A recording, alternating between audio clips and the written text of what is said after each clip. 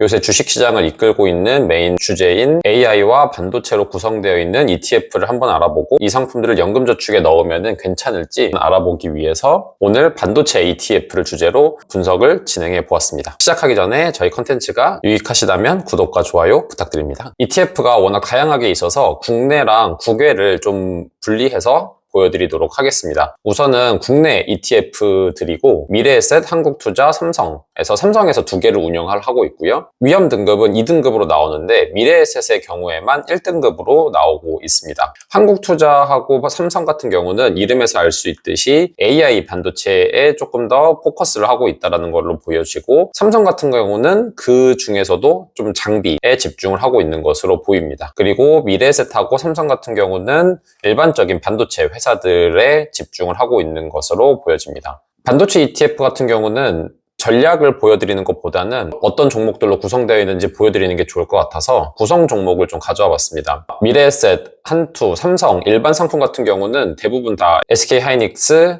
삼성, 한미반도체를 핵심으로 들어가 있고 이 세 개의 비중이 꽤 높습니다. 장비 쪽을 좀 강조한 삼성 ETF 같은 경우는 한미반도체가 제일 크게 들어가 있고 그 다음에 리노공업, 이수페타시스 같은 회사들로 구성이 되어 있어요. 삼성이랑 SK 같은 경우는 HBM이나 D램을 만들어내고 있는 메모리 반도체 회사, 그러니까 반도체를 만들어내는 회사라서 일반적인 ETF에 제일 큰 비중으로 들어갔다라고 하면은 삼성에서 운영 중 장비 쪽에 조금 집중하는 회사에는 반도체를 직접 만드는 회사 말고 반도체를 만드는 데 들어가는 소재와 장비를 만들어내는 회사들로 구성이 되어 있다라고 보시면 좋겠습니다. 수익률을 한번 봐보도록 하겠습니다. 미래에셋 같은 경우는 2006년도에 상장이 되었고 현재까지 약 480% 정도의 수익을 보였습니다.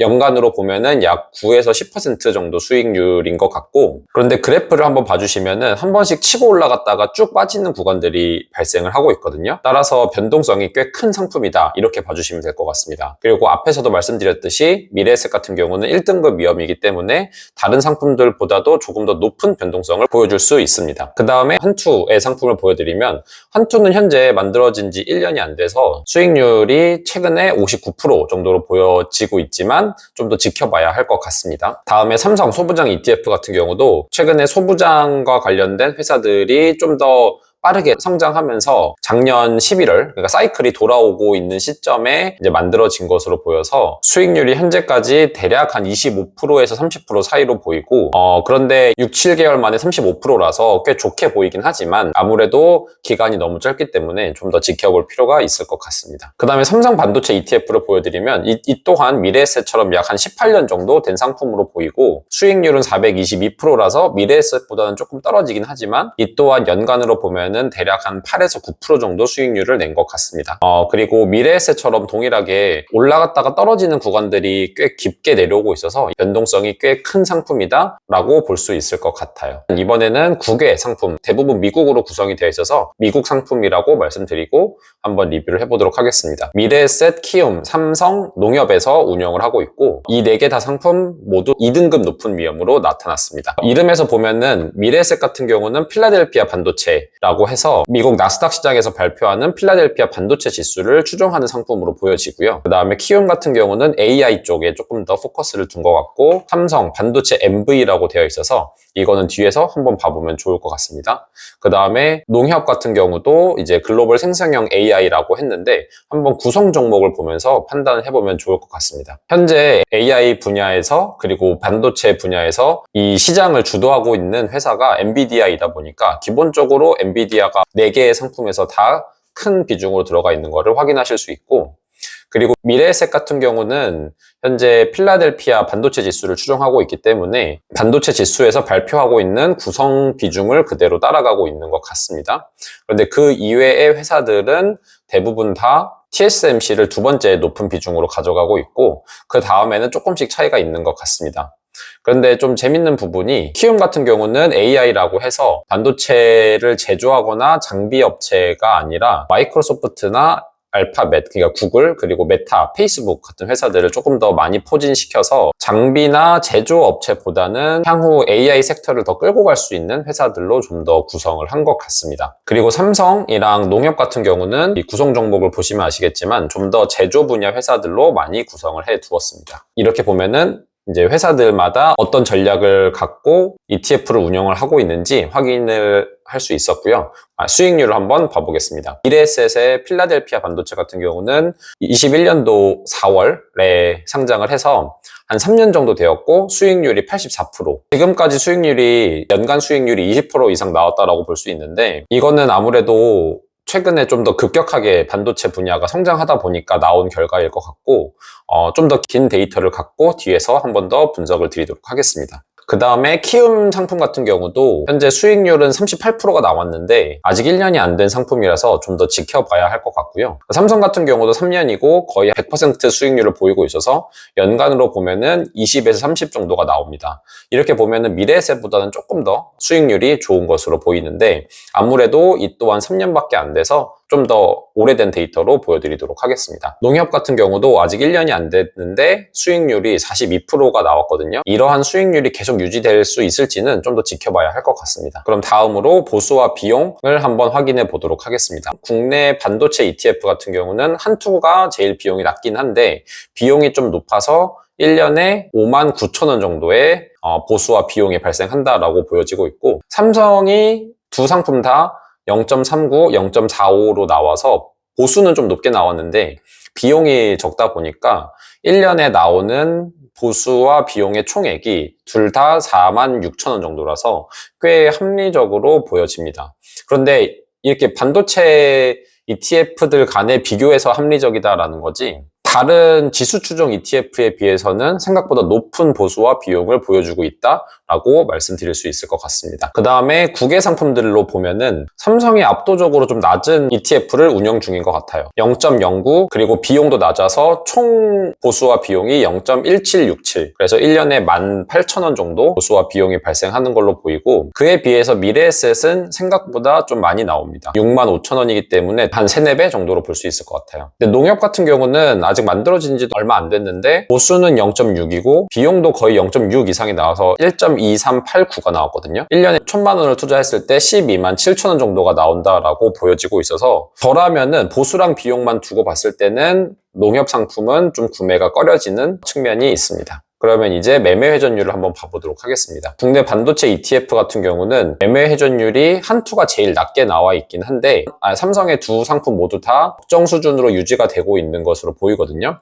한투가 8.42, 삼성이 11, 그리고 38. 그런데 이제 하나 더 같이 봐야 될 거는 순자산 규모인데 한투 같은 경우는 463억이고 삼성 같은 경우는 하나는 2천억이 넘고 그리고 하나는 6천억이 넘어서 매매 회전율과 순자산만으로 봤을 때 삼성 상품들이 조금 더 매력적이다라고 보여집니다. 국내 상품으로만 보면은 앞에 보수 비용 그리고 매매 회전율, 순자산까지 다 봤을 때 삼성이 굉장히 매력적인 상품으로 보입니다. 앞에서 미래에셋 같은 경우는 보수도 좀 높기는 했지만 비용도 많이 나왔고 그리고 매매 회전율이 희한하게 137 정도가 나오고 있어서 꽤 높거든요. 순자산 규모는 나쁘지 않은데 매매 회전율이 높고 보수가 높아서 삼성에 비해서는 덜 매력적으로 보여집니다. 그러면은 다음으로 국외 반도체 ETF를 확인해 보겠습니다. 삼성이 생각보다 매매 회전율을 낮게 잘 유지하는 것 같아요. 반도체 ETF에서는. 그리고 순자산 규모도 3,840억 정도라서 꽤 매력적으로 보여집니다. 만약에 국외 ETF에 제가 투자를 하고 싶다, 연금저축이나 개인연금에서 투자를 하고 싶다라고 하면은 삼성 상품을 선택을 할 것 같아요. 왜냐면은 보수 비용도 정말 낮았고 매매 회전율도 좋았기 때문에 수익률이라는 측면을 좀 고려하지 않고 우선은 이런 비용이랑 보수 그리고 매매 회전율 그리고 상품 자체의 규모로만 봤을 때는 삼성 상품이 꽤 매력적으로 보입니다. 그런데 제가 빨간색으로 표시해둔 농협 상품 같은 경우는 앞에서 보수 비용도 높았지만 매매 회전율도 높고 순자산은 매우 적은 규모라서 지금 이 상품은 구매를 한다기보다는 좀 더 지켜보면서 어떤 결과가 나오는지를 봐야 할 것 같습니다. 제가 지금 여기에서 국내 반도체나 국외 반도체나 삼성 상품이 좀 더 매력적이다라고 말씀을 드리는 이유는 ETF는 금융상품이기 때문에 저희가 금융상품을 소비하는 입장이거든요. 그렇기 때문에 소비하는 입장에서 저렴하면서도 좋은 상품을 고를 수 있다고 하면은 그게 베스트거든요. 근데 삼성 같은 경우는 우선은 수익률도 앞에서 나쁘지 않게 나왔는데 이 수익률은 아무래도 과거 데이터이기 때문에 미래를 판단할 수는 없어요. 다만 다 비슷비슷하다라고 했을 때는 가격을 조금이라도 덜 지불하는 게 좋거든요. 이제 상품을 구매를 할 때 돈을 저희가 보통 내고 구매를 하게 되는데 이런 ETF 같은 경우는 보수하고 비용이 그러한 가격이다라고 생각을 해주시면 될 것 같아요. 따라서 보수하고 비용이 상대적으로 매우 낮고 그럼에도 불구하고 자산 규모는 꽤 커서 상품 자체를 신뢰할 수 있는 삼성이 꽤 좋지 않나? 라는 판단을 내리고 그 부분을 공유 드렸습니다. 다만 보시면서 그래도 나는 한국 투자가 좀 더 좋아 보이는데 키움이 좀 더 좋아 보이는데 조금 더 비싸더라도 미래에셋이 안정적으로 보이는데 라고 판단을 하신다면은 어떤 상품을 구매하셔도 괜찮습니다. 그러면은 마지막으로 미국의 반도체 ETF 데이터를 한번 보면서 수익률이 괜찮을지 한번 분석을 해보도록 하겠습니다. 아이쉐어스의 세미컨덕터 ETF인 코드명은 속스 SOXX인데 이 상품과 S&P 500의 대표 상품인 스파이 그리고 나스닥 100의 대표 상품인 QQQM하고 반도체 ETF를 한번 비교를 해보았습니다. 데이터는 2001년도 7월부터 가져와 봤고 현재까지 한 23년 정도 된 데이터라고 봐주시면 됩니다. 반도체 ETF부터 보면은 수익률이 현재 831% 정도가 나와서 연간 9에서 10% 정도의 수익률을 보여주고 있습니다. 그런데 최근 그래프를 보시면 아시겠지만 AI 및 반도체가 주식시장을 조금 선도 이끌어 나가면서 나스닥 100보다도 조금 더 빨리 치고 올라간 측면이 보여지거든요. 따라서 이 정도의 수익률이 단순히 과거에서부터 누적되어 온 게 아니라 좀 더 최근에 많이 올라간 수익률이다라고 봐도 무방할 것 같습니다. 그리고 기본적인 움직임 자체가 QQQM하고 비슷하게 가다가 최근에 좀 더 빨리 치고 올라갔거든요. 그래서 변동성은 나스닥 100하고 비슷하거나 조금 더 크게 나타난다라고 봐주시면 좋을 것 같고 스파이 같은 경우는 그냥 꾸준히 우상향을 하고 있고 변동성도 크게 보이지는 않습니다. 변동성이 크다고도 할 수 있는데 나스닥이랑 반도체와 비교했을 때는 올라가고 내려감의 폭이 훨씬 더 적기 때문에 아무래도 스파이가 조금 더 안정적인 상품이다라고 볼 수 있을 것 같습니다.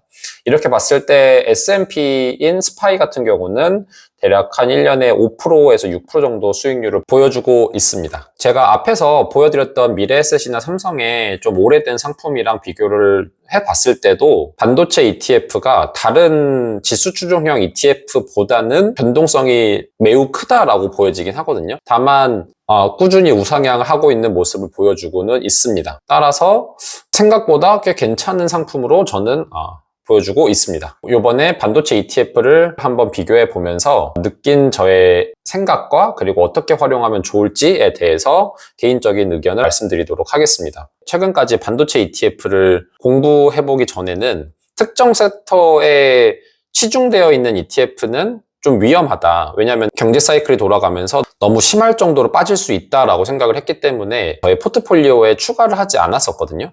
그런데 반도체 ETF를 이번에 보고 나니까 꾸준히 우상향을 하고 있는 모습을 보여주고 있고 변동성이 꽤 큰 ETF임을 확인할 수 있었습니다.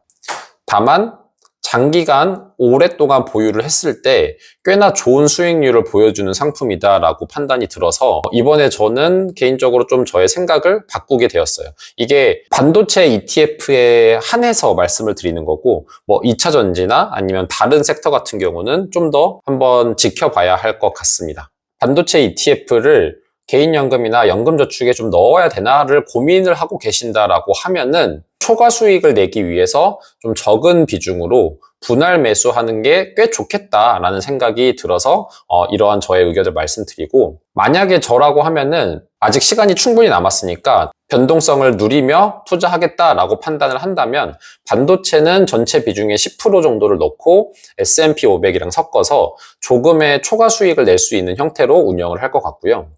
그런데 만약에 제가 이제 시간이 충분히 남지 않아서 변동성을 좀 줄여야 되지 않을까라고 판단이 든다라고 하면은 반도체는 5%까지 줄이고 그리고 S&P 500이랑 섞어서 활용을 해볼 것 같습니다.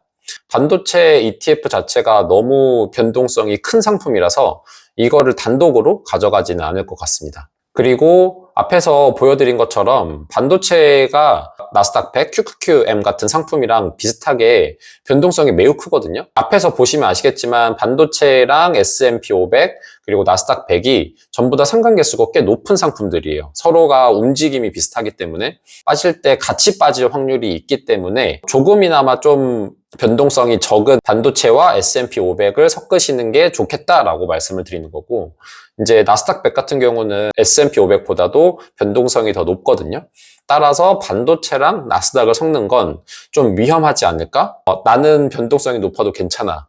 조금 더 공격적으로 투자해서 더 많은 수익률을 내고 싶어 라고 생각하시는 분이 계신다고 하면은 그 또한도 하실 수 있겠다라고 생각이 듭니다.